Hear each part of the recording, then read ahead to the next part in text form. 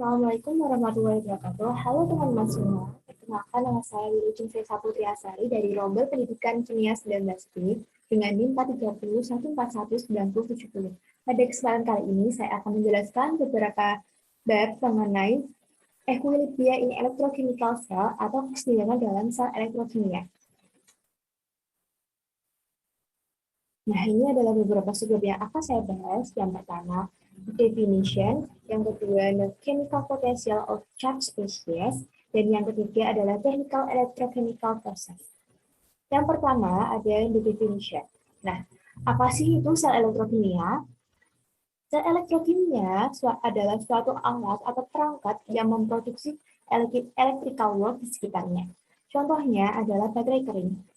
Nah, kemudian apa sih itu potensial listrik? Potensial listrik merupakan suatu usaha yang dikeluarkan untuk membawa satuan muatan positif dari tak terhingga, di mana potensial listriknya bernilai 0, menuju ke titik yang bersangkutan. Nah, perhatikan persamaan di 17.2 ini, yang mana P ini adalah potensial listrik, dan W ini adalah usaha atau kerja yang dibutuhkan untuk membawa muatan Q ke suatu titik. Sehingga untuk mencari suatu potensial listrik, gunakan persamaan 17.2. Nah, pada persamaan 17.3 ini, jika P1 dan P2 adalah potensial listrik pada dua titik di suatu ruang, dan W1 dan W2 ini adalah jumlah usaha yang dibutuhkan untuk membawa muatan Q ke suatu titik tertentu, maka dapat dirumuskan sebagai berikut. Dengan demikian, jumlah usaha atau kerja yang sama harus dikeluarkan untuk membawa muatan Q. Nah, kan tadi di titik 1 dan titik 2, oleh karena itu digunakan W-nya ini W12, yang mana W12 ini merupakan usaha atau kerja yang dibutuhkan untuk membawa muatan Q dari titik 1 dan titik 2. Dan karena potensial listrik yang dicari itu ada potensial listrik dari titik 1 dan titik 2, maka persamaannya menjadi seperti ini, teman-teman. Kemudian pada persamaan 17.5 ini, dengan mengaplikasikan persamaan sebelumnya untuk mentransfer muatan yang sangat kecil, kita dapat mengetahui elemen usaha yang dikeluarkan pada sistem melalui rumus ini, yang mana ini adalah E. E ini tertulis untuk perbedaan potensial listrik, yaitu P2 dikurangi P1. Dan DW L ini adalah usaha yang dibutuhkan untuk membawa muatan Q.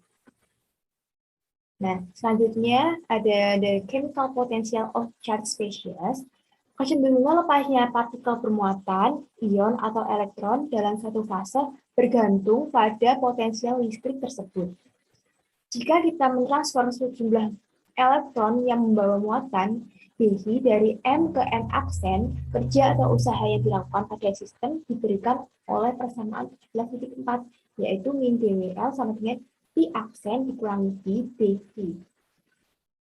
Jika transfer yang dilakukan secara reversibel, maka dengan persamaan 10.13 kerja atau usaha yang dihasilkan sama dengan penurunan energi heat system, yaitu dW sama dengan min dG, sehingga dapat dirumuskan menjadi dG sama dengan P aksen dikurangi P dG. Selanjutnya,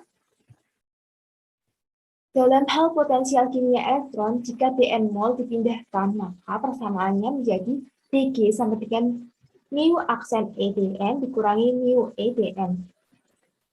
Dn mol elektron membawa muatan negatif Dh sama dengan min F, maka persamaannya menjadi seperti ini. Nah, persamaan ini itu turunan dari persamaan sebelumnya ya teman-teman, yang mana Dg sama dengan P aksen dikurangi P dV.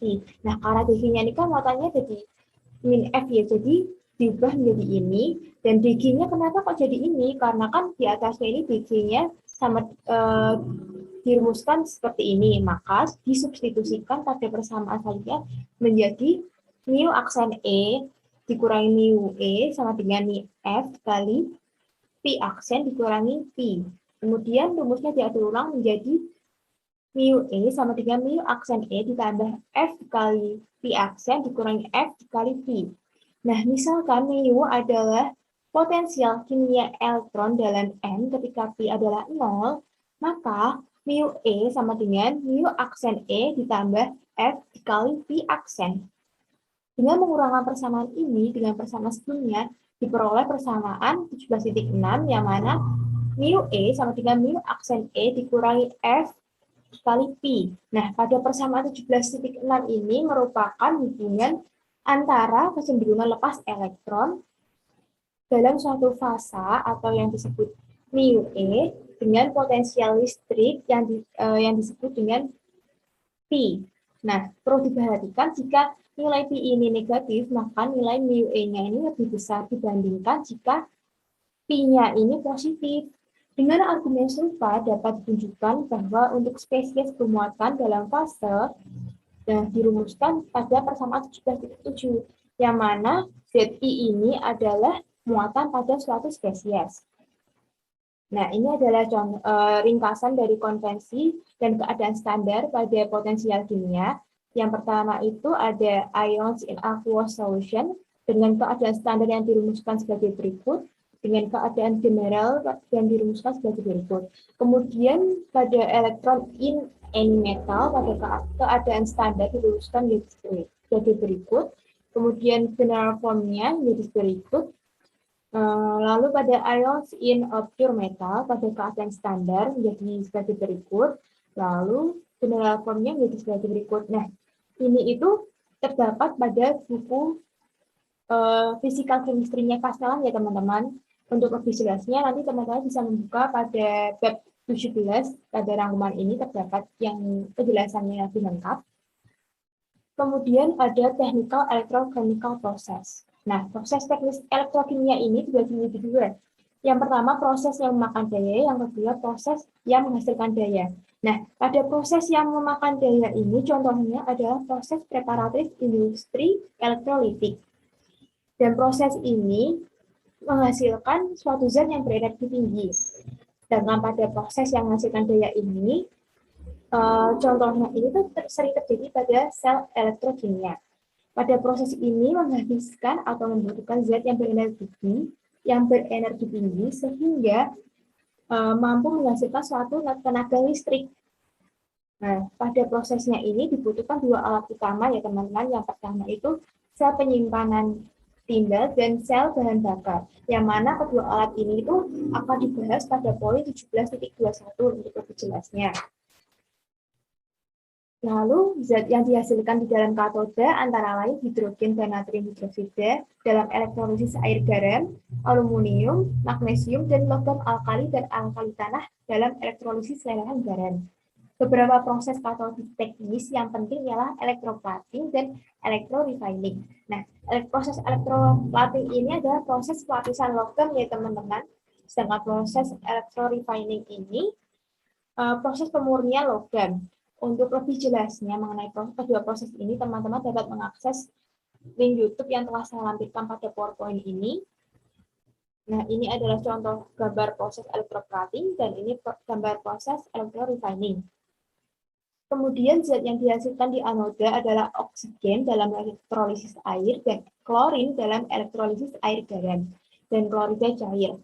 Hidrogen peroksida, kalium perklorat, dan pelapis oksida untuk pelapis dekoratif pada aluminium anodisat. Pembubaran anodik dari logam ini penting dalam proses elektrorefining dan elektromachining logam. Nah, proses elektromachining ini adalah suatu metode untuk mengolah bentuk logam melalui proses elektrokimia. Nah, untuk lebih jelasnya, teman-teman juga bisa mengakses proses elektromachining itu seperti apa pada link YouTube yang telah saya lampirkan ini. Nah, ini adalah contoh gambar proses elektromachining logam. Nah, oke. Nah, ini adalah sumber atau daftar pustaka yang saya gunakan untuk penyusunan PowerPoint materi ini, yaitu sepenuhnya dari buku Physical Chemistry 3rd Edition karangan Castellan.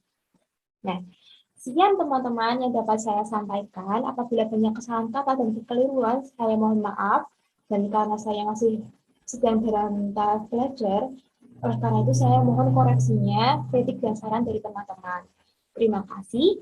Wassalamualaikum warahmatullahi wabarakatuh.